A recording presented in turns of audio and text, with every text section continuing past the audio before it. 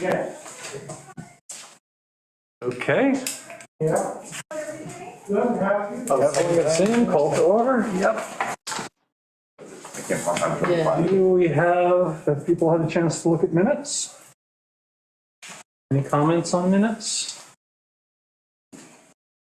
It's a long list. It is a long list of things. It's a long list. Is a moment or two just to glance again if anybody wants to refresh. Going through it, it looked pretty good.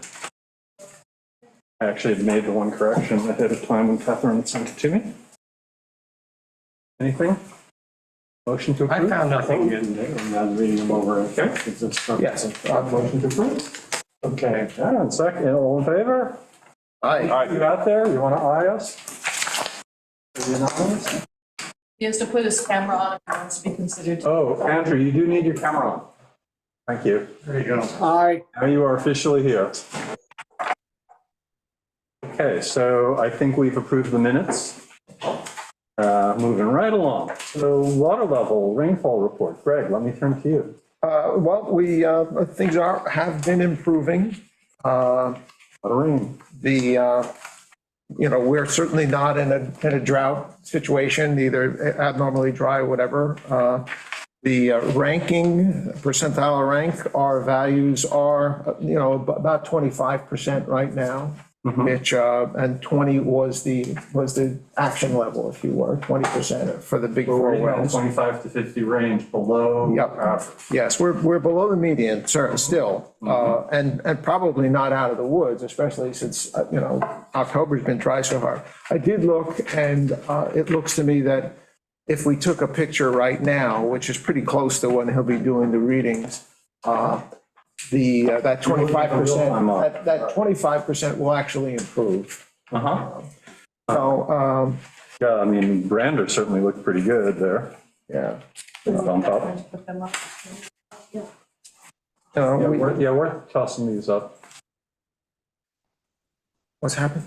Well, we're just, Catherine's just showing what you're talking about. So here's real time on. All right, this is something slightly different. There's, off of the report itself, Page 2. Brander. We'll get that in a sec. There we go. Thank you. And then page 2.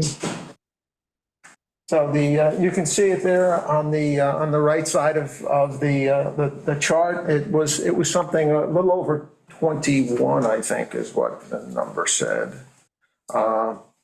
And Goat Hill was the only one of the big four that is working right now. They keep breaking down. We could follow up with Michael and see if we can get. This month, he's supposed to, or at this reading, he's going to install 3 additional sending units. Yeah. Hi, Doug. They keep on, I am late. we had 2, for most of from September to about 3 or 5 days ago. Uh-huh. We were good on 4 wells, and now we're down to 3. They're being recorded, but they're not, You're not getting the report. they're not getting, the sending, the system, I would say the system that was supposed to send these out is not functioning as to their anticipation. But they're looking at putting 3 new ones in. Yeah. So, you can see there, and that's slightly improved because I'm assuming that the Goat Hill well has improved by about 5 points. Yeah, with the number of days that we have Yep. between now and then. So, All right, so we have the following, but you had a recommendation. yes. So let's try to actionable. And you can, and the last page, which is the actual numbers, which is page 5. We're still sucking water out of the aquifer. I guess that's the bottom line. So, in red on page 1,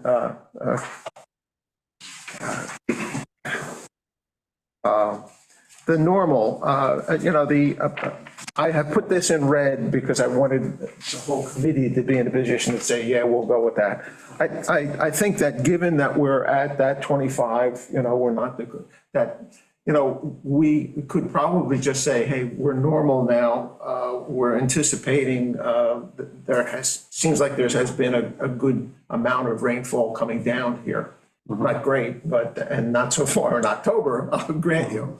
And that we would just say, okay, we're not in a drought status right now, but hey, don't waste water. And I don't know if everybody else has kind of looked and decided whether or not they feel comfortable that would be I'm something. comfortable with keeping it the way. Well, so we have two nearshore folks right here. So Doug, have you had any? Yeah. You'd rather leave it, you would rather leave it the way, Yeah, that- basically because Guarded. we had, our average is, like I say, 42 inches or something like that. Sure. 40. And we are today, at this moment, 32.61. And the reality is, the chances of us getting 10 inches in the next, couple months is pretty low. So we're going to struggle, in my mind, to get to 40, which would be what I would consider a great way to start the year in replenishment. Okay. And that is So my dicey. only concern, Ken, and I appreciate your concern, and I'm sure Doug shares your concern, is that we not modify I see. our levels to be outside of what we've previously Right. designated as ranges. So do you have an evaluation as to if just following the rules, just following the rubric that we've created for guarded, normal? I think we would be calling this as being something normal. Normal. But, there is a, Wiggle room in there. well, yeah, there's wiggle room certainly, yes. And there's also, the dividing lines did not work out, not having all of the wells, having the wells. So there's uncertainty because we got some Uncertainty there, yeah. information down. So so this is a question, Joe, I wonder about your comfort level with, given a certain amount of in the gray zone, just leaving us as guarded, even though technically we might be in normal. From my point of view, there's some advantage to going in normal, because then when you cry wolf, you haven't been crying wolf the whole time. Yeah. I don't know, Doug, if you have a feeling for that, given that we're sort of on a borderline, we ought to be normal. Yeah, I mean, I just look at this page and I see Great. I see a downward sloping line. Yep. So it's a negative slope, right? Right, and thank you for joining us. And Alice and Bernie, thank you for joining us as well, but everybody else as well. When I see that, Yeah, that is a cause for concern.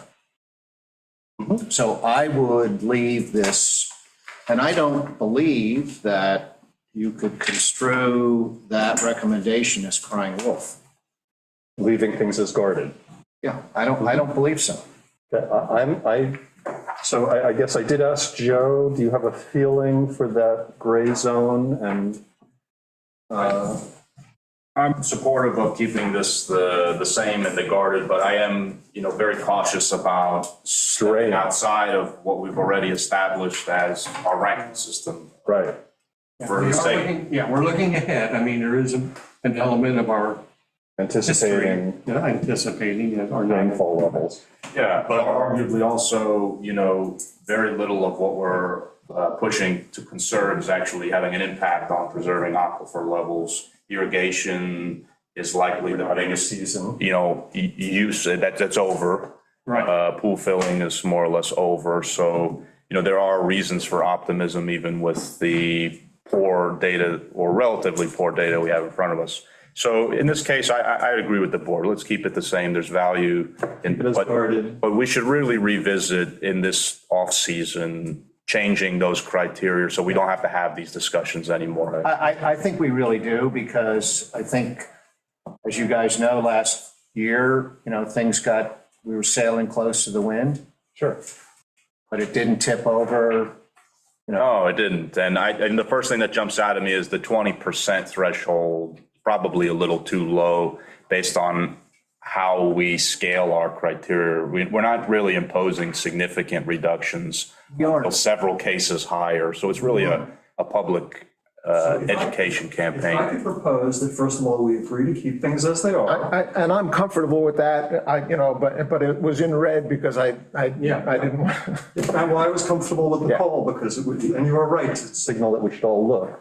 But also, I would like to suggest that this really, the issue of revisiting our brackets for the different ranges does call for a subcommittee discussion between sessions. We can't really come up with a new set of criteria in these sessions and use our time wisely.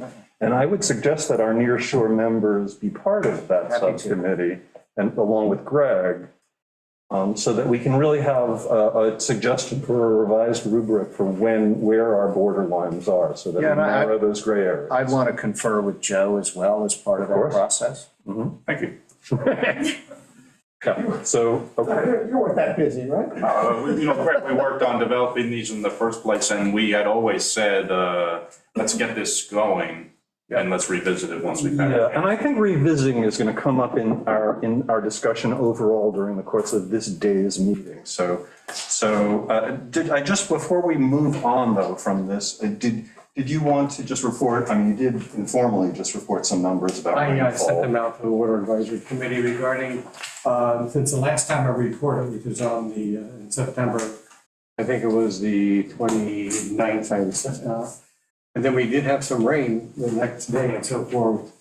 So we went and had a September total of 4.75 inches, which was phenomenal in my mind, giving us a September year-to-date of 31.97.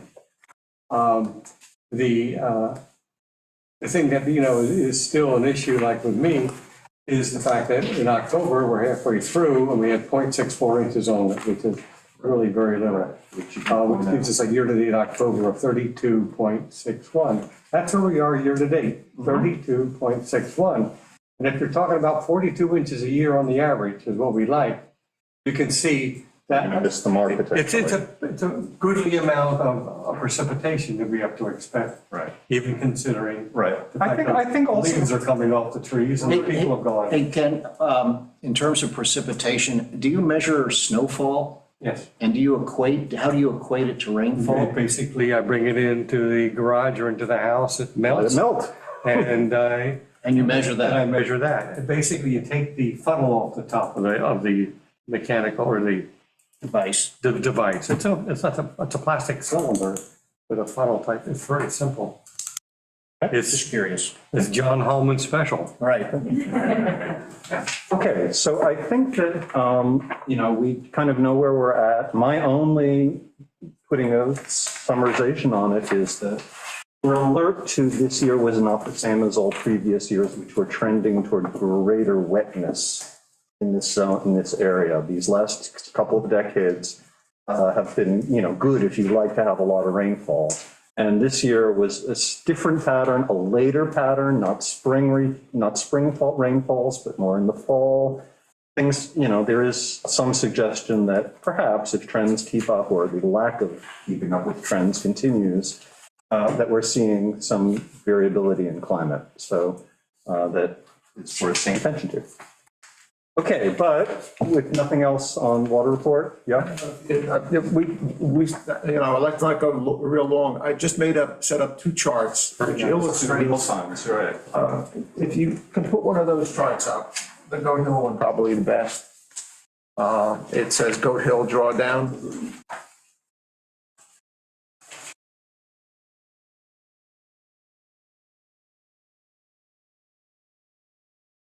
And what this shows, the blue line is the water level height of the wells. The red is the amount of precipitation that came on those basic days. And you can see the general drawdown that happens, and there's a kind of a bounce back and forth. I think that's just the equipment, that's the measuring device. And you can see when there is an extensive good rainfall, such as we had one in the middle of July and we had another one in the middle of August. And now that we had this thing that just happened around October, which gave a real good bump. And you can just see the way the rainfall Percolates down. the way it percolates down, it's relatively quickly. And what happens is it kind of sets a new trend line, if you will. If you look down at that section The effect of the rain wears off. in May, it kind of stable, we got a good rain, it bumped up, and then that became a new trend line, more rain. So the hope would be is that this last rain that we had in October, We'll give us or the beginning of, end of September, will continue that factor. And, Which is what you were basically saying before, but here we see it in real-time analysis, which is not bad to be able to do. And let's continue to push with USGS to get as much of real-time information happen. So Greg, I would ask the next time you pull together one of these charts that you do so, you keep this data and you just extend it? Is that possible? yes, that's fine. So that what we can get to is 12 months of data? You can zoom in and out when you go online. But I'm just saying, in order to really understand this broader trend. Yeah. Well, that's pretty reflected in the raw, the raw data at the end. But the visual is much easier to follow than the raw data. Yeah. And again, I do And this has recommend. the rainfall in it, so. I do recommend familiarizing yourself with the online access where you can widen out your scope to, at whatever time frame you like and compress the graphics and see that visually. It's very, very revealing. So with that discussion of working with our partners, the USGS, I wanted to introduce Caitlin Cunningham, who's with us today. Hi, Caitlin. How are you? Good, how are you? Quite good, thank you. So Caitlin is, Caitlin is one of the scientists with the United States Geological Survey, and she is the principal on in our real-time South Ferry Hills South Ferry monitoring station. And I'm the South Ferry monitoring station. We also have the Menantic Creek folks back again, and I know we've spent some time on Menantic Creek in these last months. So I'm hoping to widen out the picture a little bit. I know the Menantic Creek folks have done analysis that puts their own data in the context of what we're seeing at South Ferry. I'd like Caitlin to just kind of walk us through what we have going on for this how long has the South Ferry station been running? It's been there for a little over a year now.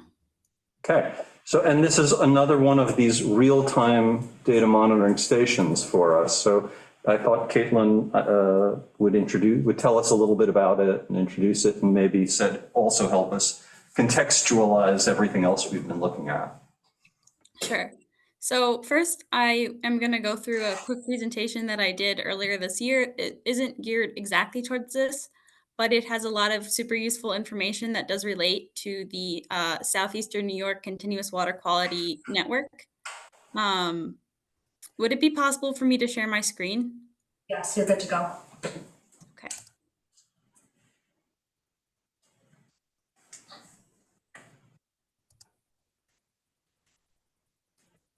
Okay, so, oh no, okay. Maybe it'll let me access my taskbar. That would be superb. No? Okay. Let's try it this way.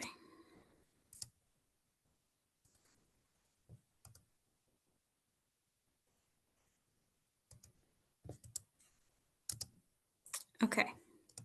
Is it showing it as a presentation or? Okay, so as mentioned, I'm Caitlin Cunningham. I'm a physical scientist, and we do have a pretty extensive network of real-time estuary data. Some sites are elevation only, and the ones we'll really be looking at are water quality data. So there is the one at South Ferry. This map, I think, is a little out of date because it does have water quality now. But it does give an idea of how big this network is. And if for whatever reason you'd like another site to maybe compare your data to, the one at Orient would probably be the next most similar. So we are talking about Shelter Island, which is funded by the Peconic Estuary Partnership. And it does also have water level. So that will be this radar method. This is what's installed. And this is a great method. It typically has no sensor drift. And while there are some requirements for this method, those are all met at this site. So that will I apologize. Go ahead. So that will give you the water level elevation and basically help indicate tidal cycle. And this is a list of all of the possible water quality parameters. Shelter Island has water temperature, specific conductance, dissolved oxygen, pH, turbidity, chlorophyll, phycocyarithrins. It does not have FDOM or nitrate. FDOM is similar to chlorophyll and phycocyarithrine, but uses a different method. And nitrate is somewhat of a difficult parameter. That equipment is very temperamental, and it's not super commonly used in our saltwater sites. So water temperature specific. Excuse me, Caitlin, do you measure E. coli? So that would not be a continuous parameter. There are tests you can do for E. coli, but that requires sampling. The way this method works is we have a piece of equipment with a number of different what's called probes. Each one does a different parameter, and those will do the readings while deployed in the field. E. coli sampling usually indicates taking water and then doing a bacteria culture, I think. So that's not something that we can do in situ or in the water directly. So I'm just going to go through these really quick. The first three are, of course, the most relevant to the discussion of Menantic Creek. So water temperature and specific conductance are both done basically using electrical equipment. The water temperature, it uses a resistor to measure the temperature. And the specific conductance is basically using the amount of charge in the water to figure out the total amount of stuff that's dissolved in the water. And then that's used to calculate salinity, because that's how much of specific things are dissolved in the water. So we don't measure salinity directly, we measure specific conductance. And then both of these things affect dissolved oxygen. So dissolved oxygen is a gas. In order for it to dissolve in water, first you want it to be on the cooler side, because if you think about oxygen, it's this very high energy gas. You want to calm it down in order to get it to sit in the liquid.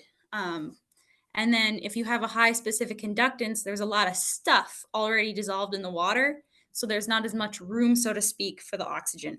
So those are how those affect oxygen solubility. So those are also important to know to measure the amount of dissolved oxygen. And then pH is the acidity, turbidity is the cloudiness of the water, which has to do with how much particulate matter is floating around. So if it's very silty water, you'll have high turbidity. And then chlorophyll and phycocyarithrins are both looking at basically algae. They use light and color to determine how much basically algae there is. And this can affect dissolved oxygen in that if you have an algal bloom, these will spike, and that will be an indicator of that. And then when you have die-off, the decomposition of the algae uses up the oxygen, and that will lower dissolved oxygen. So that's how those relate. Usually I think the turbidity in chlorophyll is pretty, I'd have to look, but I don't remember it being particularly high at South Ferry. And then these are just reference images for our water quality sites. The one at South Ferry looks a little different, but has similar equipment. And the site doesn't have meteorological parameters. So this is a representation of how the site works. It's a little different at Shelter Island in that the equipment to the equipment inside the shelter is a wireless connection. It's not hardwired. But it's pretty much the same setup where you have something deployed in the water, And then that reports to inside this fiberglass shelter. The one at Shelter Island is this larger one. And inside there, you have the equipment that records the data and then transmits it. This is a satellite that goes to the NOAA GOES satellite. And then there's also a telephone line. And that's just to have a sense of redundancy. So if for whatever reason one of these isn't working, the data is still being reported. And that will go to our internal database and also live to the web. All of our data is recorded at 6-minute intervals and reported to the web every hour. There's a transmission, so it's pretty high resolution data that's updated every hour. This is just saying the same thing. So we don't currently offer tidal predictions. NOAA has that. We do show tidal stage. So like when you look at the water level elevation, that will tell you if it's high or low tide, but we don't have a graph that will tell you what it is tomorrow at a specific time. That's a tool that NOAA does have, however. And this can be used to look at historical data. As I mentioned, the site at Shelter Island has only been there for about a year, but some sites have been running longer. And like, for example, Hudson Bay at Freeport goes all the way back to Hurricane Sandy. And we do also have this for streams. Water Alert is a super cool tool, and it will give you email or text messages when parameters exceed a user-defined threshold. For more information about that, there is a user guide online. And then there's the website. And this is the main way that you can access the data. It's pretty easy to find. You just search online, USGS Shelter Island at South Ferry, I think, and it'll come up.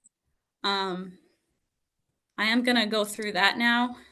Let me stop sharing so that I can share something else.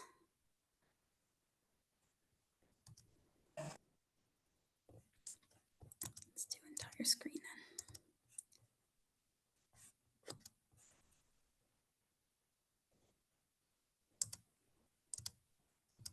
Okay, so now you should see Shelter Island Sound at Shelter Island. And I'm just going to quickly go through the way that this can be used to look at the data and how to compare the data to itself and download it and all that wonderful, useful things that this tool does. So, And again, we're looking at real time here, yes? Yes. So Right. I'm going to refresh the page just so that it is more up to date since I opened this earlier. So the last data is from today at 2:18 and it's 2:28. So that's when the last transition was. The next transmission you can expect to be around 3:18. So it defaults to 7 days, but it also has preset for 30 days. 30 days, I don't know why it scrolled me down, and 1 year. And note this is the dissolved oxygen graph. So here you can see the data for 1 year, and you can actually see how there's both daily trends and also seasonal trends. So it's higher in the winter when it's colder and lower in the summer when, first of all, it's a higher temperature, and second of all, there's more things alive living and then dying and consuming that oxygen and also making that oxygen. So there's A higher wider range variability. of fatter, yeah. So that's pretty cool to see when you have a long-term data like this. There are gaps like this. So this is probably due to, if you look, this data has a green and then this one is blue underneath. That indicates whether or not the data is provisional. So as a site operator, we do check our sites every day, at least once a day, to make sure that the data looks accurate. For example, if dissolved oxygen suddenly shot up to 24, I would say that's probably not real data and we would delete that. But in addition to that, at consistent intervals, we look at this data and it goes through an approval process to ensure that it's accurate. And the green data has gone through that approval process, and that blue data either hasn't gone through that approval process or is being processed because it does require multiple people to look at the data. Sometimes it takes a while. this gap is probably someone looked at the data and said, this data doesn't seem accurate, and we'd rather not have it than have data that we don't feel confident in and deleted it. So something to note is that if data is provisional, it is subject to change. What that could mean is data that we look at and we say, you know what, I don't feel confident that this data is accurate, I'm going to delete it. Or sometimes we'll apply corrections if that's usually more of a change with more recent data. Let's say you have a piece of equipment that's been out there for a month, that's a pretty standard amount of time. And you go out there and you bring it back to the lab and it's reading 0.4 off consistently. You go, well, I know that it was reading 0.4 off when I took it out and it was reading correctly when I put it in. So I'm going to correct this data to go from 0 to 0.4 to make that be more accurate, because this is what it was doing. So that's the two main ways you'll see data change if it is provisional. And it will tell you down here what value, and then you can use the slider or just go back and forth and scroll to zoom in and out. Let me scroll to zoom in and out. Yep. And it'll tell you what value you have selected and what the most recent value was. You can also, let me go to the 7-day for this so that you can also compare to last year's data or put the, so here you can see this is last year's data. It's pretty similar. Or put the median on there. So there are some statistical things that are automatically calculated with this data. And if you want to view a specific set of time that isn't 7 days, 30 days, or a year, you can change time span. So let's say I want to look only at the month of August. I select from August 1st to August 31st, change time span, and it will give me only that data. And this is important because if you want to download the data, it will download the data for the amount of time that you have specified. So if I say I want to download the primary time series for dissolved oxygen and I click retrieve, now this tells you that it's provisional. So that's what this P means. If you see an A, it's approved, and P is provisional. This is the agency collecting the data. This is the site number. This is the date and time that the data was collected. This is the time zone, and this is the actual data. And then, as I mentioned, this is whether or not it was approved or it's provisional. So that's how you download data from the website. It spits it out into this file in a separate tab. And water alerts here as well. You can view combined location graphs, but the most relevant thing here is probably that you can look at dissolved oxygen, estuary elevation. And I apologize if I'm scrolling too fast and making anyone dizzy. I'll try to scroll a little slower. And temperature, and you can compare these things. So for example, in specific inductance. So let's say I want to compare temperature and dissolved oxygen. So here you can see that they are somewhat related, and that when one increases, the other increases, and that's probably based on this, based on the day-night cycle. Some things will be based more on day-night cycles, and some things will be based more on tidal cycles. And you can compare that too by clicking on elevation. And comparing those as well. So that's another option. Relationship.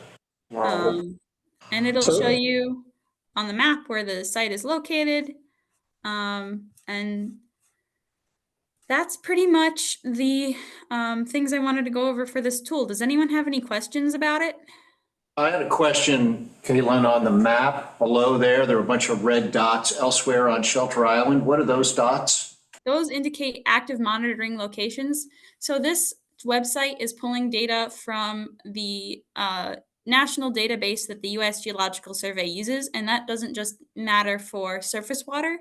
That would also relate to groundwater or any other continuous monitoring. So the sites you were talking about before would maybe be located on this map. I have one question. Question? At what depth is the sensing devices? So we usually, in the Southeast New York system, will put them like a foot or two above the bottom of the seafloor, so to speak. Um, So the that way oxygen they're, level, yeah, so the oxygen levels that you're getting and the temperature really is down deep. In it's other words, down it's lower not- because at low tide, if we did it higher, it might come out of the water. That's right. That's good. There are, I think in the New England Water Science Center, they'll have two monitors where they have one that floats and one that's anchored down lower and switch between the two based on whether or not it's high or low tide or something. But that Bigger becomes tides too. very complicated. So we tend to just do it so that it remains submerged, basically. Caitlin, our interest here, obviously, we're interested in being able to access the tool and look at data for ourselves, but our interest is also in understanding what South Ferry is telling us about what's achievable in our estuary systems. And the balance of how much we need to focus on the bays and the broader picture, which the South Ferry sits between bays and estuaries for us. And I know that David Schenker who is here, has recently developed his report of data that the Menantic Creek Keepers Conservancy has developed. And he also made the attempt to relate his work to your work. I don't know, David, do you want to say hello? Would there be any general comment you'd want to offer about the PDF you've submitted? And by the way, David's work is posted on the WAC site. David, are you with us? Yes. Hi. Yeah. Do you want to pull up that PowerPoint? Thank you, Catherine.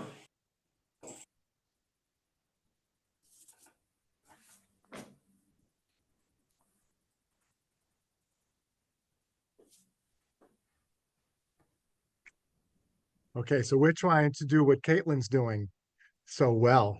We're working at it. So we're a data collection subcommittee of the Menantic Creek Keepers Conservatory Incorporated. And we have two units made by HoboWare or Hobo. And in a previous presentation, we described in more detail how and where they're placed. I summarize it in the next slide. So can I change slides or who's doing that? Just ask and Catherine Okay. will do it. All right. So what you're going to see are graphs of dissolved oxygen, both adjusted and unadjusted for the conductance, depending upon whether the particular sensor was giving us good conductance readings. I also found the average water temperature, average DO2, of course, and the average salinity. We have two locations currently in Menantic Creek at 15 South Menantic and 15B South Midway. We have a lot of dates. I didn't select all of these dates to present, just a few of them, approximately 3 dates. Our readings go for 1 to 2 weeks every half hour. And then I've also included some of the work that is going on by the USGS at South Ferry as a comparison. So we can go to the next slide. The one before that, so I can just go over what we selected. So we're graphing DO2 because we believe that is the most sensitive indicator of the creek's health. You can add to that, Caitlin, if you think that's a fair characterization of DO2. I mean, if there's no oxygen, you aren't going to have animal life. Right. Then we also have adjusted versus unadjusted. And I think Caitlin did a really good job of explaining why the conductance is important. There are other things dissolved in the water, and that will interfere with or prevent additional dissolving of oxygen in the water. It essentially relates to salinity. So I use it as a factor of salinity, as a measure of salinity. I've also added a little feature to the graphs, a red line that indicates a threshold.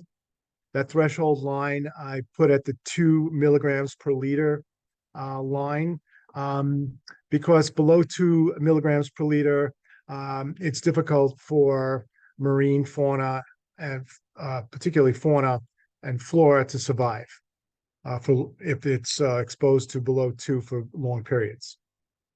That is somewhat controversial when it comes to benthic organisms that don't have the same rate of metabolism as vertebrates, but okay, we can discuss that. And we have different dates. Sometimes they don't match up at each location because sometimes we didn't get to it, or there was a malfunction, or for whatever reason we're volunteers working on this, and it does take a lot of time. So sometimes we get to it and sometimes we leave it for another week. So some intervals are 1 week, some intervals are 2 weeks. Okay, we can get to the next graph, to the first graph. So this is each graph has a title that explains what's going on. This is 15 South Menantic.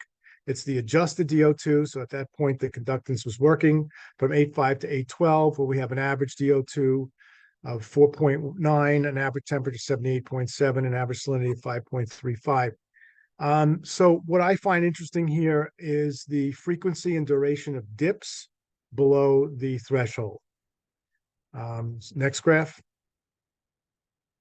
Again, same location, different dates, and we can see that the average DO2 has gone up, and that's probably because the average temperature has gone down.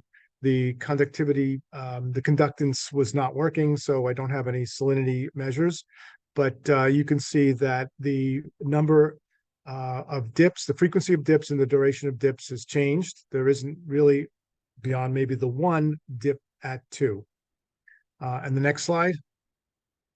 We're now in the cooler months, so you can see that the average temperature has really changed from the 70s to the 60s, and our average DO2 has gone up nicely as well.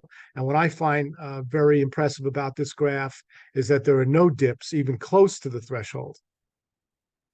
Okay, so that's Menantic, 15 South Menantic. Now let's go to 15B South Midway for the dates 8/12 to 8/19. We have an average DO2, you can see 7.4, average temperature 78, and we do have an average salinity of 4.4, and we have that one dip below 2. Next slide. This is an interesting sequence from 8/19 to 9/2, where the average DO2 is lower than we would expect from the cooler temperatures, and we have quite a number of quite a large number of dips below the threshold. In fact, we even have some dips that go as low as 0. So that's something I think we might want to be concerned about. And then the next slide. All right, so now we're now into the month of October, and we see a remarkable change where the average temperature really goes down to 65 and our DO2 goes up to 11, above 11, and we have no dips in the threshold. In fact, not even close. So we really have a lot of variability in our little creek. Now we go to the next slide. And you can see I took data from the website that Caitlin was telling us about, and has a comparison in the next slide. So here we have for the month of August, August 15th to September 15th, we have temperature and dissolved oxygen, and you can see that there are dips. It does fluctuate, but their fluctuations don't go quite as low as ours, meaning ours in Menantic Creek. And I'm just thinking if that's because of the sheer volume of water at that site. And the next slide also goes into the later months, the cooler months, where we see, again, fluctuations just like we're seeing in Menantic. Maybe we're a little bit more extreme in Menantic, but fluctuations seem to be a natural part of what happens in the water. And so I think there you have it. Okay. Our data collection. Right. So again, we're trying to bring together what we're seeing in South Ferry in terms of dissolved oxygen, and what the implications are for if we increase tidal flushing into Menantic Creek, as we're expecting we may be able to do, what we can how much improvement we can expect out of that. I don't know if either of you, I don't, Caitlin, do you have a sense for the data that you're seeing? What are the chances that just by increasing tidal flushing, obviously there are other strategies, we might be able to improve dissolved oxygen in Menantic Creek to a level that helps us get off of the crisis level in terms of collapse of ecosystem services? I mean, it would probably make the most sense to look more at additional data to determine that. Um, we do have other sites that might be more similar to Menantic Creek as well. Right off the top of my head, I can think of probably Flax Pond at Oldfield might be good to look at because that's more creek-like than Orient or Shelter Island. And that I'm also the site operator for that site. So that site definitely went down to 2. It does have pretty good flushing, but it is more restricted access than, say, Orient, which is really just out there. So that would probably be a better way to determine, looking at different examples. All That right. being said, the more stagnant the water is, if there's something breaking down in it, the more dissolved oxygen will be consumed without being depleted. That and a lack of surface agitation. A huge portion of oxygen enters the water through surface agitation. So if it's very still water, you're going to have less surface agitation and less oxygen re-enter the water. Does that include boat traffic, for example? That would be surface agitation. Interesting point. Which obviously boat traffic's going to be in our most vulnerable summer times. There'll obviously be more than one impact from boat traffic, but It is an impact. yeah, it is an impact. Okay, well, I think, I'm hoping that you guys are going to continue to work together. I'm also hoping that, Caitlin, as you're looking at what South Ferry is telling us, you can sort of help advise Menantic Creek folks about what they should be looking at for improving their conditions over time. All right. Sounds good. That was a deep dive. Shall we move along into our next topic? Other things okay. So we also have Menantic Creek is one area. Menantic Peninsula is not quite the same as Menantic Creek, and we should have Anita Greenbell with us. Anita? Do you need Caitlin for the rest of the meeting? Do you need Caitlin? No, Caitlin, thank you very much. If you need to get going, we're very appreciative of your time. Thank you. I hope that helped. And if you do have any additional questions, you can reach me at kcunningham@usgs.gov. I'm more than happy to help answer questions about the work that we do. So. And I'd just like to say thank you very much for your work. And I think the Menantic Creek keepers will take a look at Flax Pond data. That sounds interesting. Thank you for that suggestion. Sure thing. Thank you. You know who to reach out to. Okay, so Anita, are you with us? Yes, I am. Yeah, so I know that you've Menantic Peninsula is not Menantic Creek, but we're now on land and near shore. So you had some considerations, some concerns that you wanted to bring to our attention. Yes, thank you. So Menantic Peninsula is the land that lies between West Neck Creek and Menantic Creek.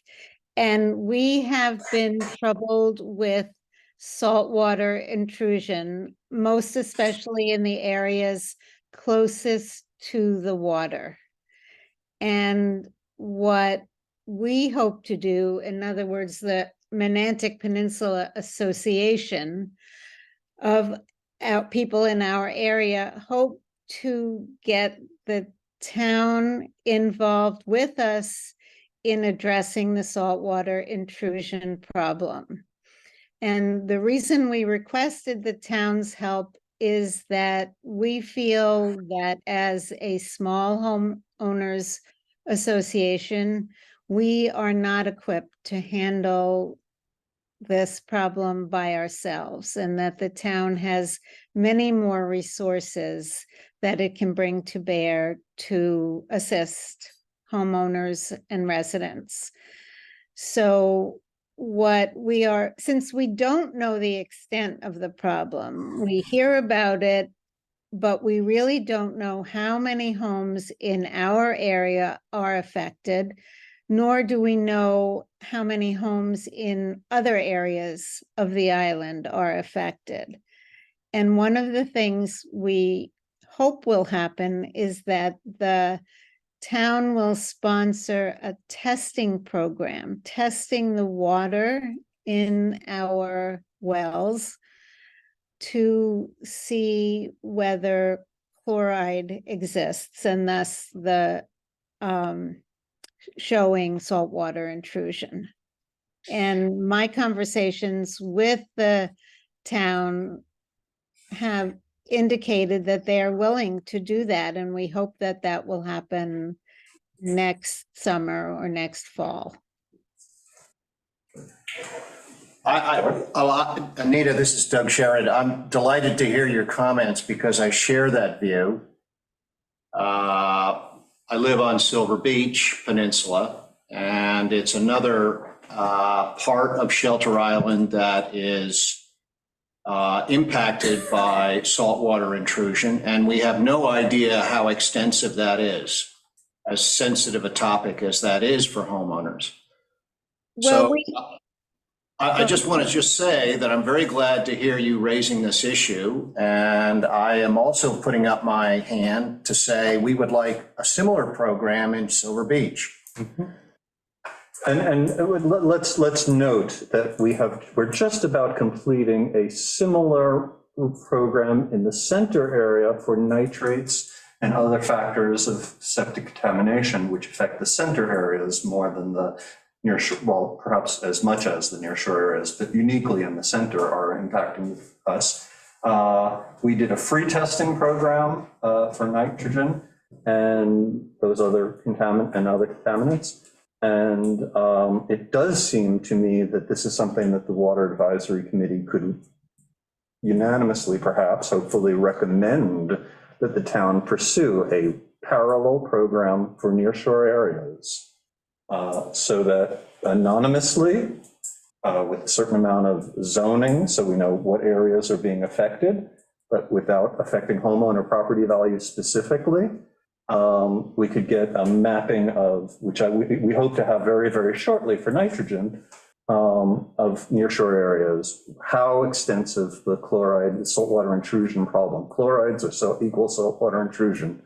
So I'm hopeful that in this meeting, we will come to that recommendation to the town and forward that process. Yeah, the interesting thing to me is that saltwater intrusion, like in the Silver Beach area or any area, has a lot to do with the homeowner himself and their usage patterns. Okay, it's not just nature taking its course. You pump too much, you're going to get a coating and you're going to have a problem.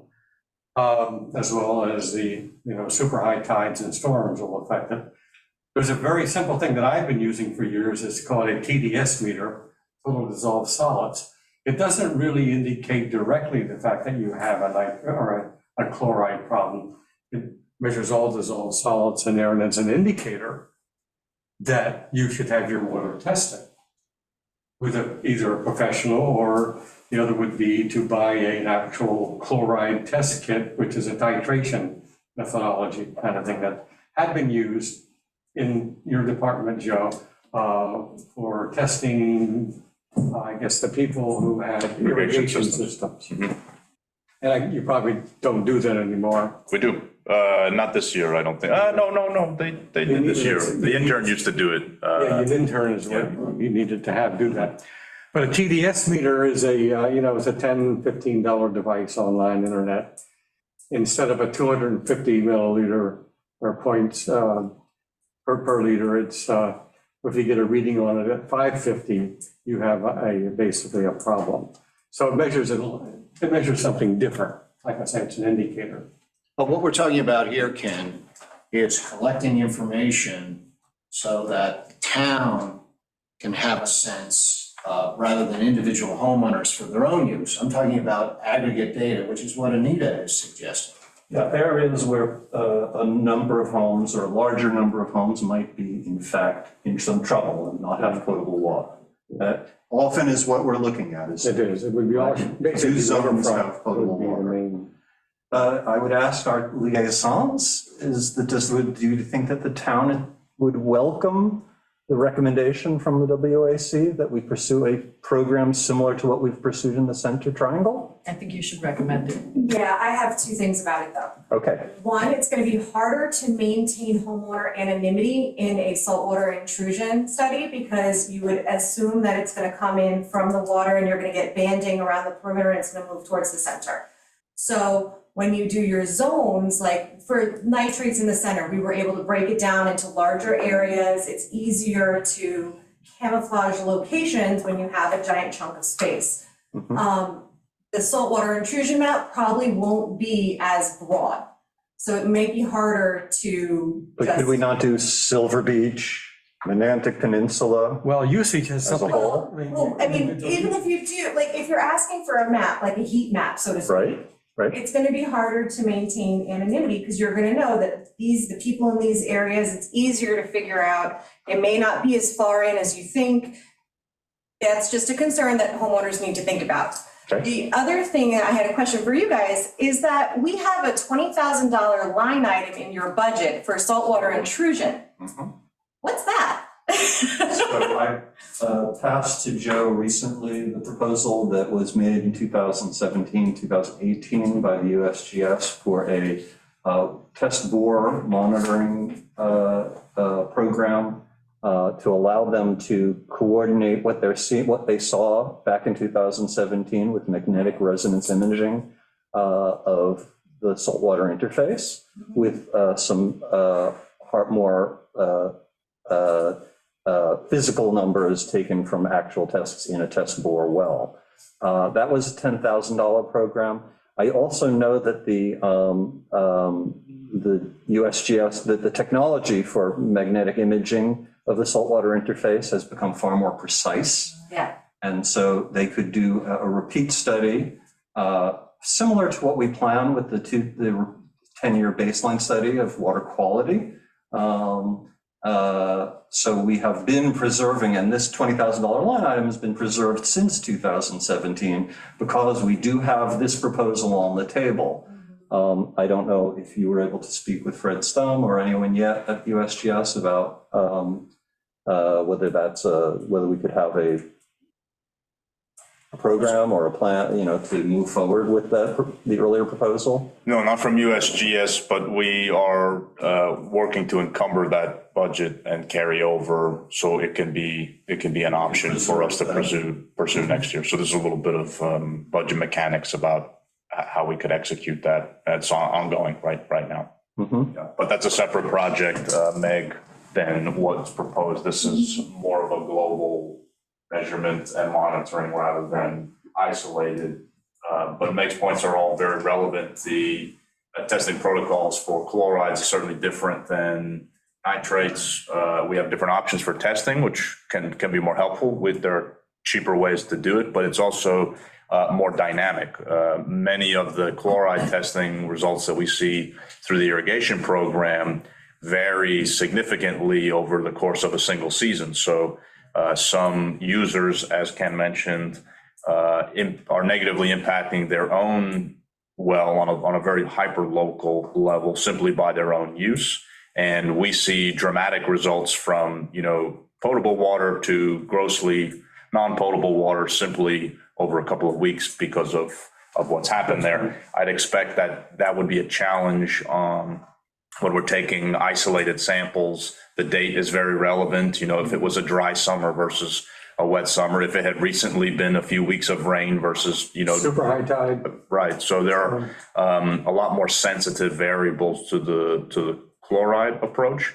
That being said, I do see relevant benefits in understanding what perhaps baseline chloride levels are, if there are pockets of high chloride areas that we didn't formerly know. So I think at the 30,000 foot opinion on this is it's helpful. We have to work out the details. It's not exactly the same as what we've done in the center. Okay. We'd have to fine tune Yeah, that. basically, you know, So I have a few what you questions. want from an elevation standpoint, in essence, the higher probability you have of an issue.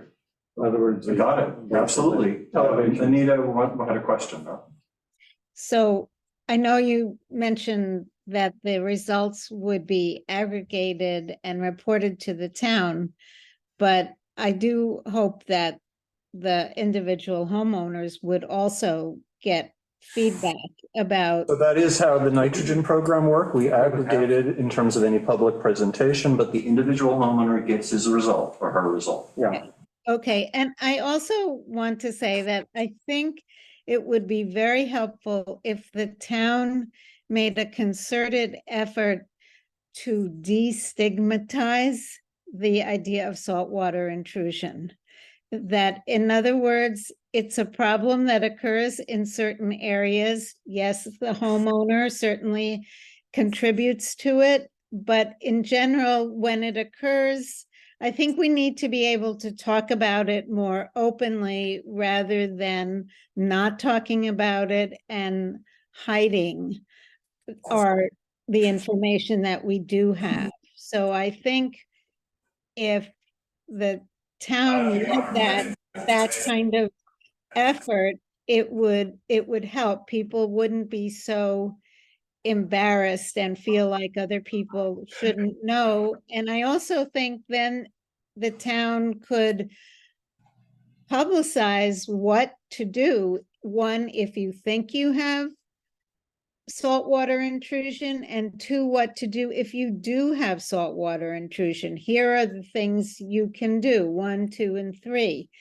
And otherwise, it's one of those whispered about problems that I think should be addressed more openly. So you're looking for more open public discussion, Yes. which of course we're doing, right? So let's continue this process. That conflicts with not having the data, you know, just aggregating the numbers that would be achieved. It's almost, you either have to make a choice, is either we're gonna keep this private and only the homeowner knows, versus we're gonna put a map up and put arrows on a map. Well, by home. It could. Unless you're doing, as you're, you know, the well program, the benefit of the test well program, the nice thing about that is it's not a private home. Right. That it's full. It takes that out of the So equation. Anita, we are working on multiple levels toward helping with make the saltwater problem something publicly discussed and addressed.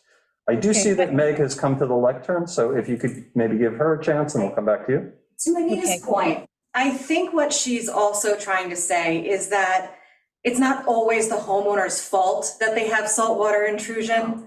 We have had sea level rise over the last decade, and it's accelerated. And whether you're using too much water or not, if sea level rise is happening, saltwater intrusion is also happening, especially if we're in a period of drought or we have reduced recharge. So I think part of the conversation that needs to start happening is recognizing that it may not be that the homeowner is doing anything wrong. It's just a matter of keeping up with the rising tide, literally. Right. So I think that part of the conversation that needs to change is that it's not always because someone's irrigating. It's not always because someone has a well. It just happens to be their location.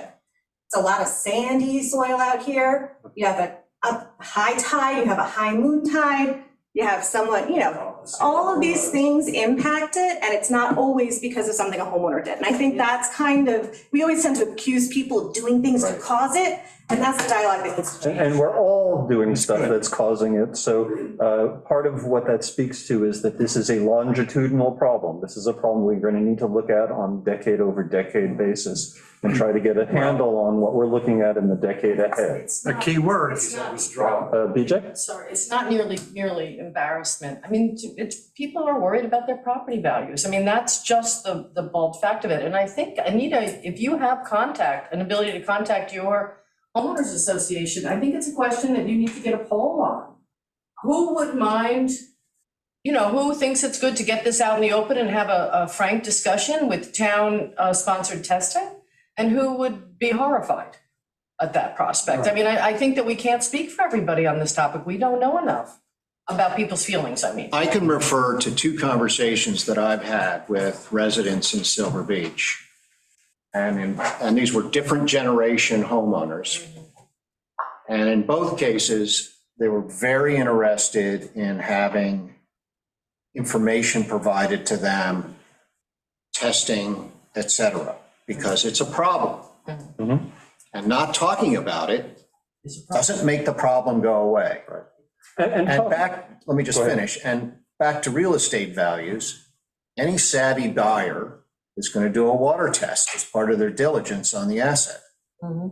That's going to tell them what the water quality is, irrespective of what the homeowner may say. They'll have an empirical test. So the idea that somehow they have a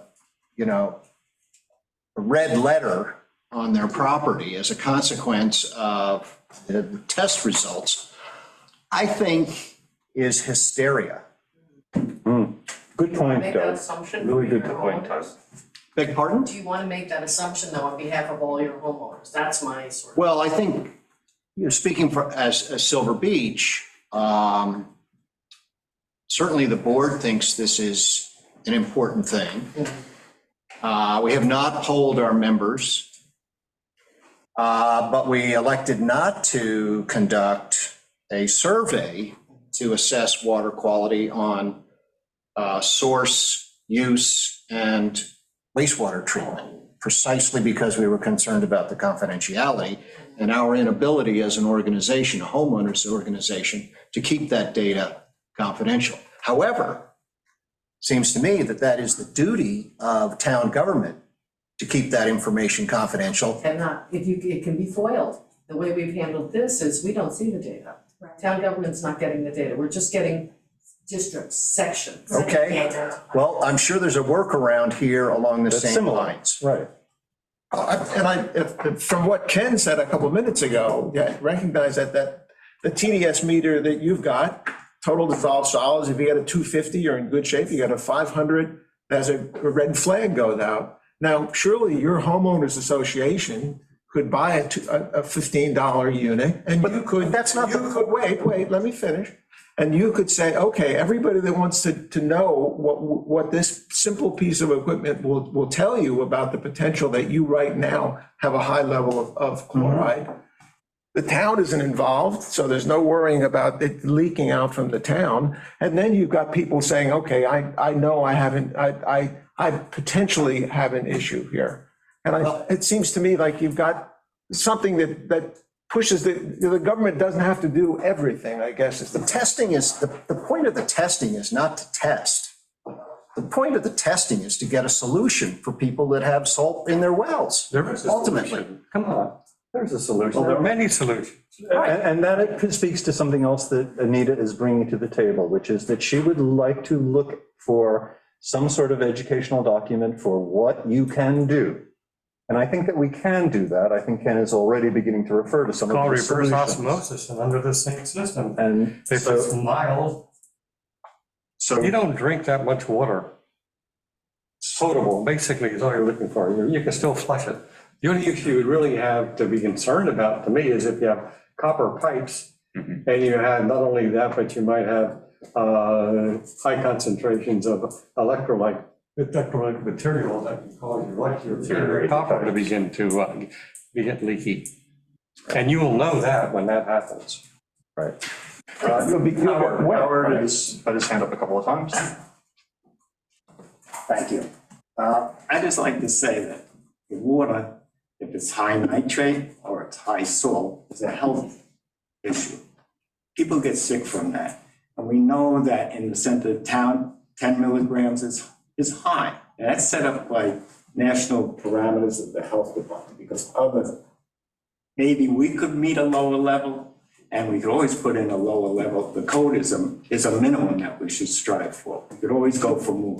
In other words, we could maybe say if we hit 200 milligrams of salt, then we should do something. not at 250 or something like that, like the health department That's has. a potable limit. That's a potable limit set by the health department. But there have been studies that lower levels. Oh, if you have heart condition, I mean, for Yes, instance, basically. That's what I'm saying, so all I'm gonna say is. I think the public health consequences are not lost on, I think, anybody, right? Thank you. No. Were you finished? I wasn't sure you finished. Yes. Okay. So I'm just gonna say, I think everybody's in favor of doing some kind of testing to get some baseline data. I just think we need to iron out the kinks and figure out exactly how to approach it. Figure out what So areas again, wanna be maybe involved. again, referring to a subcommittee, I think, or just a discussion with the entire US, WAC, between meetings now about how we can begin to pursue both an educational and a testing program. I just like to Can I have make a one more notice. thing? Yeah, let's let Anita speak. Okay, I didn't know she was. So my last concern is that we have a business in the Monantic area that uses a lot of water. And so we are thinking that it's important to educate homeowners about water conservation. But I am sure that the business in our area, one I support, uses umpteen times as much water per day as any homeowner. And I think it is important that the town at least begin to discuss what happens when you have a business that uses a lot of water in a vulnerable area. I don't have solutions about what the right answer is to that, but I see it as a problem. We're all taking water from the same well, and they are not paying more than we are. We're just have wells. So I think that I would like to suggest that the town should be discussing what happens when there are businesses in vulnerable areas to water consumption. Thank you, Anita. I just like it, just to clarify, that there is a major difference between the nitrate issue and the salt intrusion issue. If we're 5 homeowners in an area, the fact that I reduce my nitrates helps everybody downflow is getting a little bit less. And we know the WQI is supporting IA systems, which will do that. We have a mechanism. This unit will reduce the nitrates. In order to resolve a salt water intrusion issue, such as reverse osmosis, that's just mine. And, I think that there's a difference in what the government can do for it, because we know how to reduce nitrates and we know how to reduce salt, but they have a different scope of effort. Things are different. On the other hand, were we to replace pumped summer irrigation near shore with cistern water taken from perhaps near center in the winter, and then recharging those near shore areas, avoiding summer pumping, we might improve the situation for near shore homeowners, both by recharging, also use some high nitrogen fertilized water for non-drinking purposes, but for irrigation purposes, maintain recharge greater. So I think that there are collective solutions that apply to, or improvements to the situation that imply working together rather than just working individually and, putting something in your sink and perhaps using more water. Greg brings up a very important point, though, about the saltwater intrusion corrective actions, and that some, or at least the private version, the singular homeowners, Reverse osmosis, arguably accelerates a problem that's already trending in the wrong direction. Yes. That I think is the broader conversation that needs to be had in these areas, is if the individual approach where I correct my actions based on what my situation is at my expense, if that is one that actually is ultimately beneficial for the area, or if that is not really a solution in itself. If you continue to worsen the problem through one of those mechanisms, then that will no longer work for you either. Eventually, the salt will be too high for reverse osmosis to work. And so the solution may be more complex. Yeah, I agree, because in essence, what really would be the killer would be a super surge, a major storm would come in. Yeah. And all of a sudden, you'd have 30, 40 homes, either in Monantic or in Silver Beach, on the shore, owned by probably wealthy people with big homes that have nothing to do with the storm, and all of a sudden, they don't have water that's potable. And the issue then becomes, can the town do in the interim? Because it will come back, when the water goes back down, it'll probably more than likely. But during that interim, a couple of months, maybe, a couple months, a way to provide potable water to quite a few families. This is one of those hard conversations, because I think sometimes people want to have it both ways. They like the individuality of their own well, they like their separation, their choice. But when, there's widespread issues, there's immediately that ask of, well, we want this problem solved. That we already see this issue with different groups coming to the town now saying, hey, my community has a problem, my community has a problem. Why, let's get the town involved in this. But, the solution to some of these problems on a larger scale are networked water systems, whether they're small between a few, between a homeowners association, like in the Heights, or, they're broader systems. This clearly raises the issues of water supply and what the town's obligations, ethical, legal, moral, to folks who have lost potable water might be. Bigger conversation than we're going to resolve today. I want to move on to other topics because we have a couple more that are also important. Yep, let's move on. Yep, okay. So we did a library discussion, public discussion about fertilizer education, fertilizer pesticide education regulations. It also involved the issue of turf management education program for landscapers. I see we have Walter, one of our favorite landscapers on Shelter Island. We have Tim Patel here. Lisa spearheaded, but Tim, I don't know, do you want to speak to sort of a summary of, we do have documents posted reviewing the library discussion on our discussion topics. We could actually pull them up because Lisa has helpfully given us, yeah, thank you, Catherine. Let's pull up the discussion, the overview of the library discussion. Yeah.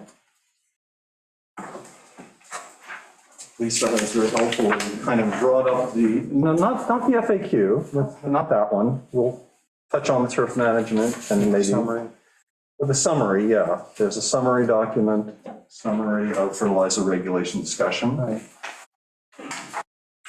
We have coming up.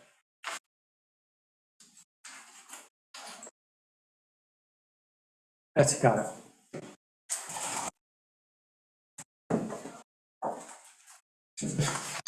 Okay, so we, everybody is, the WAC folks should be reading through this. Everybody else who wants to read through this is, please do. She mentions the Martha's Vineyard process that they've developed for both regulations and education. And she asks us some questions to follow up on. Presently, as Lisa points out to us, there's a single certification for landscapers, one time only, lasts you your lifetime for application of fertilizers. And so she asks, what evidence is there that, as on Martha's Vineyard, the 3-year limit and subsequent proficiency demonstration, meaning that the landscapers would be required more than once to attend an education session, but every 3 years in education and certify that they've done so with the Cornell Cooperative Extension on fertilizer applications. So that's the first question she asks. She asks, does the town need a district to supersede Suffolk County law if we decide to have... Is it supersede or supplement? Well, it would be, yeah, supplement, it would be to go beyond what Suffolk County is requiring, right? So. I don't know. So she chose the word supersede, but supplement is good. Basically doing more requirement that landscapers be educated on and show proficiency around fertilizer application. Before reaching out to homeowners, should the town create a public notice to all lawn care providers, letting them know they must have certification to legally work on the island? Next page.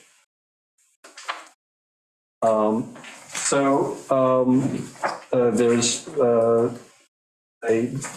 Lisa wants us to be aware that there's an upcoming certification for turf management in December, and it may have a fee associated with it. There's also a fee for the Cornell Cooperative Extension Program. Lisa asks, how can we get the word out to all landscapers? And should we send a brochure or online notice to Shelter Island's homeowners to encourage their own landscapers to sign up? And then, though she didn't do a bullet point or a checkbox, she's asking, should we wait for the town website or discussion about district information, distribute information, or begin disseminating information now as we get close to the November 1st moratorium on fertilizer applications, and make sure that people understand this is not a time for fertilizing. I think that's very important. I have neighbors who use off-brand landscapers, and those guys, clearly are not by playing by any of these rules. So absolutely, a good point. So I want to reach out to both Tim and to Walter. Maybe Tim first. Did you have a sense of how the library discussion went? Did you have takeaways that really ought to be brought out in this meeting as we begin to have a discussion about what action steps we should be taking now, both in terms of certification or do you want to defer to Walter? What actions we can take? Yeah, my take from the meeting. Walter, come up, join us. My take from the meeting is that the first step would be education. I don't know, I know that there are very few people that are certified to apply fertilizer on Shelter Island. That was evident at the meeting. And, using a system that's in place, Cornell and the county have a system that's in place. I think that's the first place to start. And I think that was the consensus of the meeting, along with drafting some type of homeowner notification about, make sure you have somebody licensed to do it. Here's the dates. And I think most people know about those dates.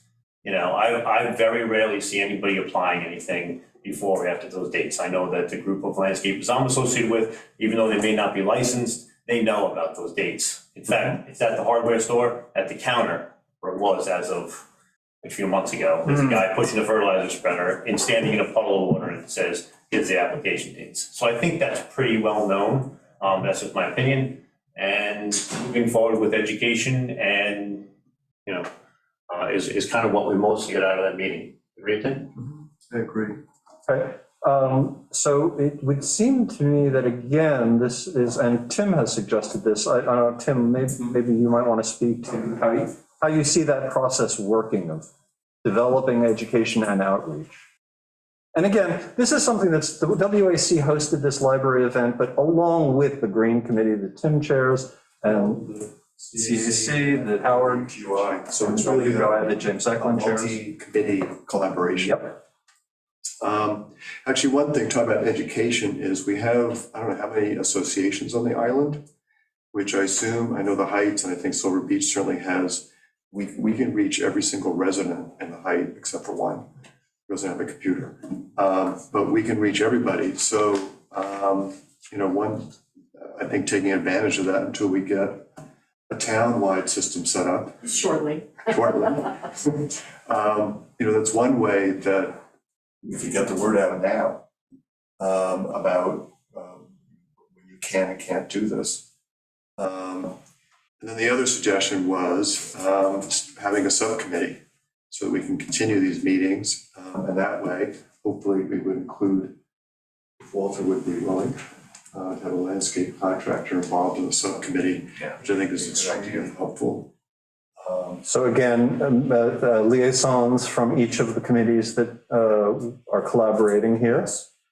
Representatives of landscapers. I did reach out to Jay Card. I think he also participated in the library discussion. So the country club's own process for golf course fertilization. Yes. So I too feel that developing a formal subcommittee reporting to each of these committees, is there anything technical that we need to do in order to have such a subcommittee? We can just do that. We're not violating any open discussion laws, as long as we don't have more than As long as you're not a people quorum from. of any one committee, you're fine. Okay, so we may want to think about who amongst ourselves would be liaison to a committee like that. Would be a town board member on the, I know, We can be. I have nothing on my plate, it's fine. I just know that Jim Colligan recently formed a subcommittee to investigate tree clearing. And so Jim is involved. So I don't know if a town board member wants to be involved and have sort of a direct pipeline to the town board that way. So perhaps, the board may want to think about who might want to be a liaison for this subcommittee. And I know that Lisa will be eager to participate in the process, and I would work with her to outreach to the other committee heads, the committee chairs, so that we really continue this as a cross-committee, cross-island process, and not just our committees, but as you suggest, our landscapers and professionals, to really kind of push this forward. I also would reach out to the Shelter Island Association personally to tap that network in just the way that you suggest in terms of getting.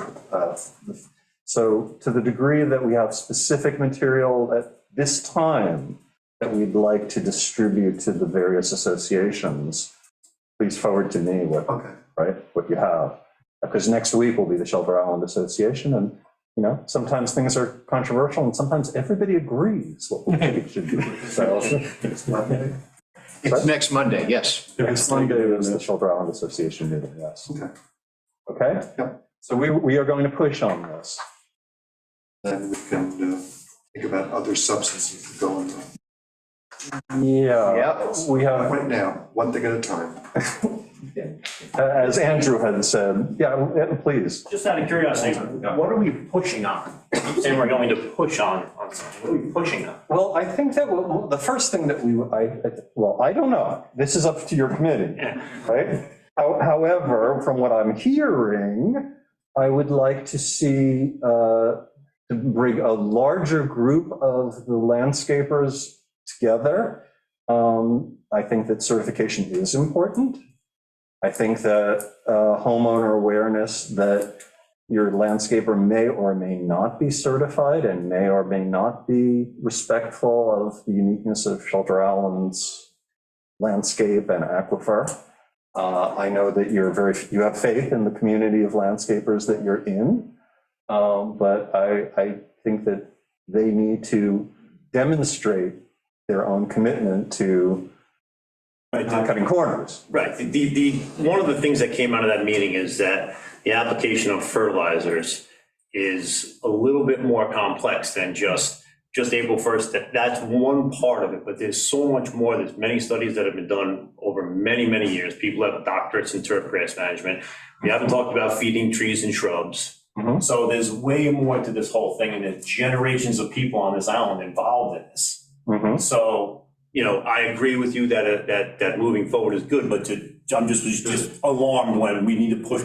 I don't know what we're pushing for. Next week, we're gonna. Some education and for us to get together is where this starts, not, we're pushing for something major. Thank you for the advice. I think that's appreciated. Peter? Yes, Andrew. So I attended that session, and Lisa gets lots of credit for putting all that together. You all know I'm not a scientist. What I took out of the session as a non-scientist but concerned homeowner is I went into that session with the idea that fertilizer is bad. I came out of that session learning that actually, if it's properly applied at the right times and under the right conditions by a competent applicator, it can have minimal adverse effects on the aquifer because the NPK is taken up by the plants and doesn't wash off the property into surface watercourses. So to answer Walter's question about what we are pushing in the education process, it's what's necessary if you want to use fertilizer, but to minimize or eliminate the adverse environmental impacts. So exactly when should you apply it? In what concentration should you apply it? Under what kind of circumstances and conditions should you apply it? Who should apply it? It's getting those messages out. So if you want to use the product, the adverse effect on the aquifer is de minimis. That's what I got out of it. Now, maybe tell me I wasn't listening or misunderstood, but that to me is what we're trying to get to. I would even maybe go further than what you just said. Healthy landscapes are a benefit. Can pull even more out of the aquifer or out of, so by, approaching our landscaping in a healthy way. And I think that this is something that Tim's been, working on educating us all on. Approaches to landscaping, not to say that growing shrubs and trees is a bad thing at all. Those root systems are doing a lot for us in terms of erosion prevention, in terms of uptake of what's in the ground, so in the groundwater, so or at least at the surface in that zone. So yes, I would second the thought that this is not about just fertilizing and landscaping is bad. The other thing that I took out of it was that the town's new method of communicating with its citizens via the website tool and so forth that I believe Meg outlined is what's new here. Because as I understand it, the town and its citizens, concerned citizens, have been having this conversation for years. But what's new is this communication vehicle. And to use that, to develop the messages for that communication vehicle that non-scientist homeowners can understand and utilize, that's the challenge. Drawing them to that site, drawing them to that edge. So news you can use might be a helpful thing to integrate here. Okay, so we have a couple of other, do we want further comment on water education? A couple of other items. I'm committed now to keeping us, we're already 5 minutes over time, and I think that it's only fair that we not continue onward an extra hour like we did last time. What I note, and we don't need to, we can table this for our next meeting, is that the ground and surface water management plan, I went through it in this over the course of this last week again. I think it's an excellent, excellent document. On the other hand, no document, this was a 2020 document, no document will live if we just leave it sitting there the way it is. I think it would be well worth our while to go through. There are two documents on the website. One is the summary of the ground and surface water management plan that was presented to the town board in 2020 when the ground and surface water management plan was adopted, and the other is the full detail of the ground and surface water management plan. Both are posted on our website, and if you go through it, you can immediately begin to pick up, oh, well, we're no longer thinking of fertigation on Goat Hill because maybe that's a water supply zone. Oh, there are certain things that should be updated here. On the other hand, we have an excellent document. It needs to live, and I'm just looking for a process for continuing to update it. I think the historical document needs to live as it is. I would propose that we be working toward addenda and Amending it. supplemental amendments Yeah. for the Yeah. ground and surface water Just to management. revise it and refresh Right. it. And I would ask the committee members, look at specific recommendations. We had some recommendations from Sean Davey in your community Right. around chapter 7 of the comprehensive plan. Primarily his points were, we can't assume that the past is a predictor of the future, things are changing. And that language that he suggested is not yet incorporated into section 7, natural resources and water quality. Right. I think that our reviewing again and recommending to the town, I think his comments were very good, excellent, and easily integrated into what exists and will improve chapter 7. But again, I do think that since the ground and surface water management plan was both adopted and is part of the comprehensive plan, it's up to us now to make sure it's a living document. And that was a WAC document. That was a WAC document perfectly adopted within by our the town purview to board. refresh. It is absolutely appropriate for us to be refreshing it.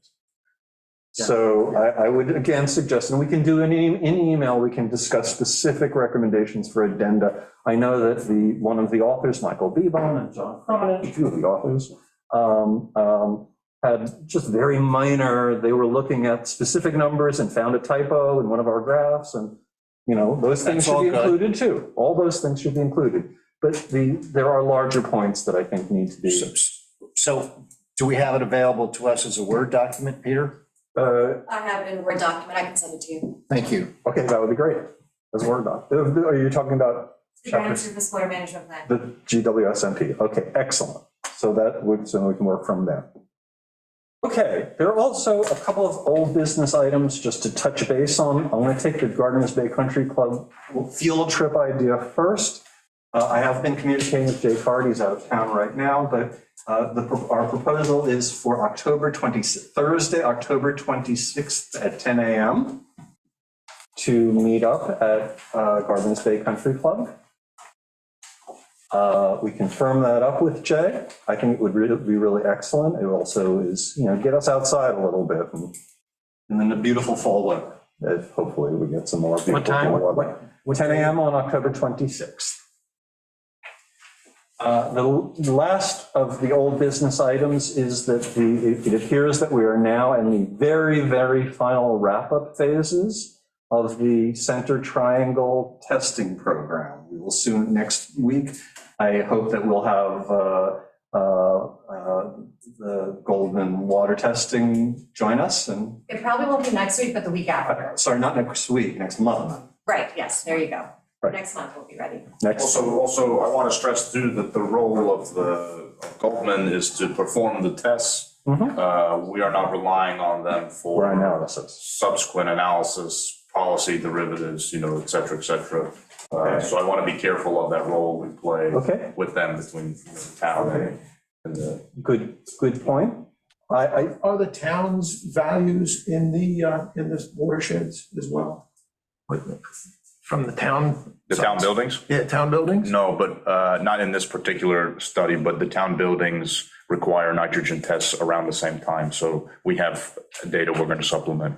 All right, so you'll make that public. That'll be available that would be real good, because that's kind of like that's the snowball at the top of the mountain. I also want to point out that the nitrogen testing results that we have dovetail with looking at our ground and surface water management plan documents. There's a discussion in the ground and surface water management plan documents about the implications of the 5 to 10 milligram and beyond 10 milligram levels of nitrogen and the associations between cancers and other concerns, birth defects, that might occur even below the 10 milligram level. So we kind of want to look at good work that's been done already that can contextualize what's coming in, what we're seeing. I know I myself and a number of my neighbors are in the 7 milligram level, so we're very attentive to the 5 to 10 milligram level.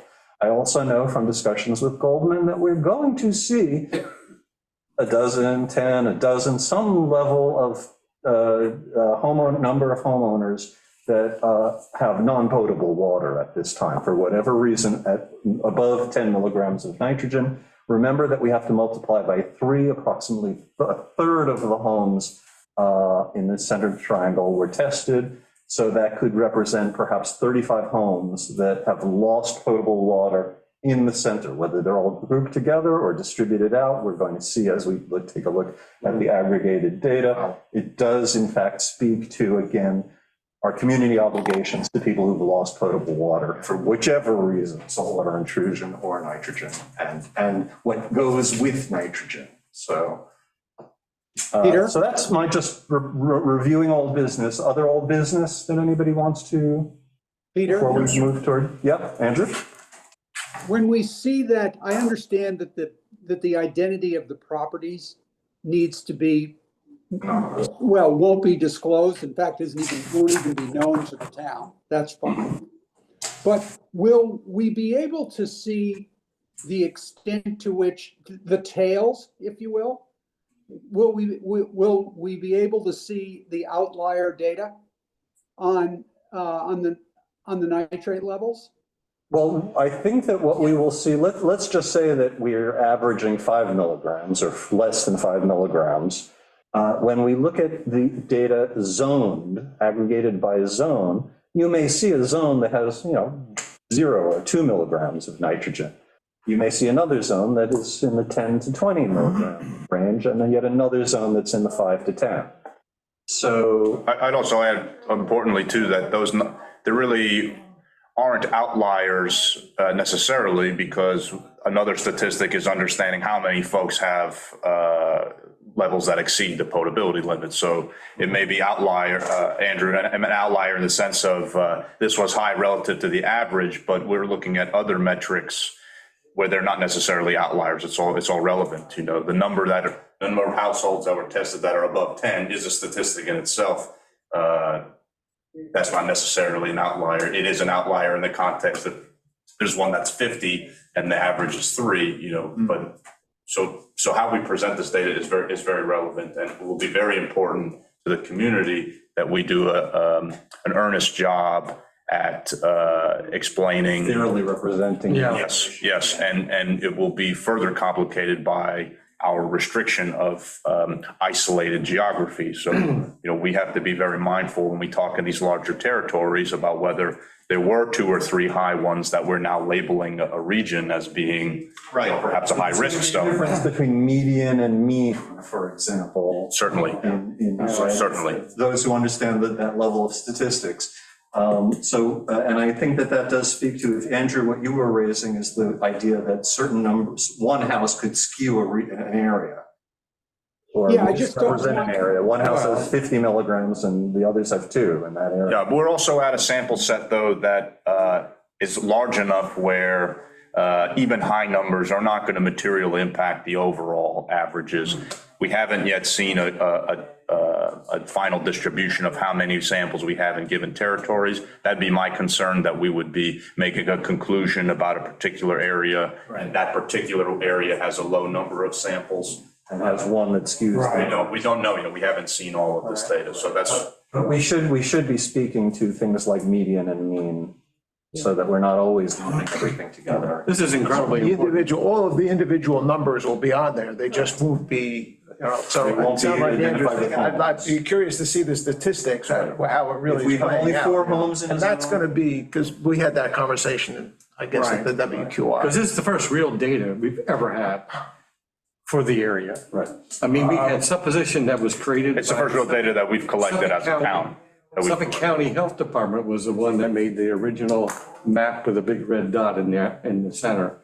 If you read the origin of that data, and it's probably about at least 10, 15 years old. Well, that is another point, is that this is current. This is real, Can we get real a, data real current that we data. have. And because of what Greg just said, we're going to know whether it's, the numbers on, it's 4 numbers and on one of them is way out of line, or they're all about that. Statistically, same that'd be area. great to look And, at. and that might drive you to say, well, I wonder how deep their well is. Yes, that'd be the Are next- they, I wonder yes. what the condition of their septic tank, Are they all just, similar? upflow of So, now that's. Septic tank just upflowing Yes. their well. Yeah, that's, so that, but, and that would be, having the individual numbers allows you to say, this is an odd one, let's, and then you gotta go back and see if the homeowner is willing to allow some additional. Okay, so Andrew wanted to get word in? Can we see a bar graph that shows on the y-axis the milligrams per liter, and on the x-axis the number of tests? So so that we can actually see the extent of the problem. Well, So I if think, you I have a think, range again, I of- think. A weighted average, is that what you're saying? No, see, in other words, No. I want to get away. Distribution on a graph. Let him speak. I want to get away from the idea of averages, because averages will mask the problem. I'd like to see a bar graph that on the x-axis is the number of milligrams per liter, with 0 at the origin and like 20 over on the right side, and the y-axis being the number of homes. Right, a bar graph. So Andrew, just let me just. To me, it doesn't matter where they are. Yep. It's just, you've taken samples of like 140 or 150. 65. I'd just like to see the extent of the problem. Yeah, Averages will mask that. Yeah. So Andrew, we will have the raw numbers. We will have every data point. This is just our skill with working with graphing and numbers, because we, despite the anonymity, we will have each data point. Yes. We will be able to create whatever bar graph we like. And it's not a singular discussion either. This is data that we can continue to work with as we develop more questions, use this data set to extract perhaps other theories we may have. Don't think of this as a singular meeting. We're going to talk about this.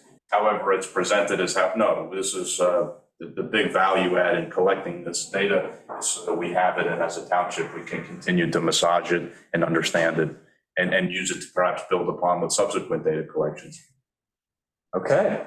I have one more question, Yes, one go more ahead. agenda item.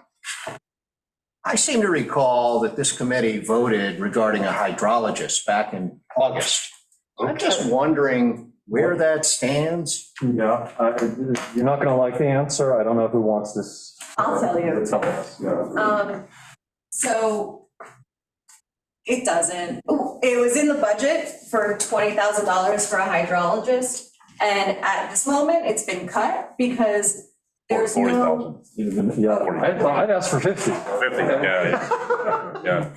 But at this point in the budget process, it's been cut because we don't have any defined plans for a hydrologist. No one has identified what tasks we need them to do. What is their mission? What is it that, there's no definition of what we need a hydrologist for. It may not be a hydrologist, it may be a hydro engineer or something like that. That's a But it different also kind of may be the skill set. kind of thing where we need to get a consultant when we have a specific project. That's right. And we do have consultants on staff with PW Grosser, they have hydrologists on staff, so if we need a consultant, we have access. So at this point in time, we felt that it wasn't necessarily an immediate need, and considering how challenging our budget is gonna be this year, It's going to be tough. we thought that we could work with the resources we currently have at our disposal. Right. And also, I would just assure you that from my discussion with all of the candidates that might, not all of, every single one of them, but with many of the candidates for our future town board, they're on board with getting this information, having professionalized services for these things. I don't think that it's something that it's an opportunity that will be lost just because so-and-so wins the election or so-and-so wins the election. I think that. I made the pitch, Doug, and I made the pitch to the board for the WSC budget. I would categorize the discussion less as a striking and a cancellation, more of a deferral. The feedback that I got across the board was this is a particularly challenging budget year, and we would like to see a more defined scope before we looked at this sum of money to be allocated. Maybe the scope is something that this committee could work on. If we need it, Absolutely. we need it.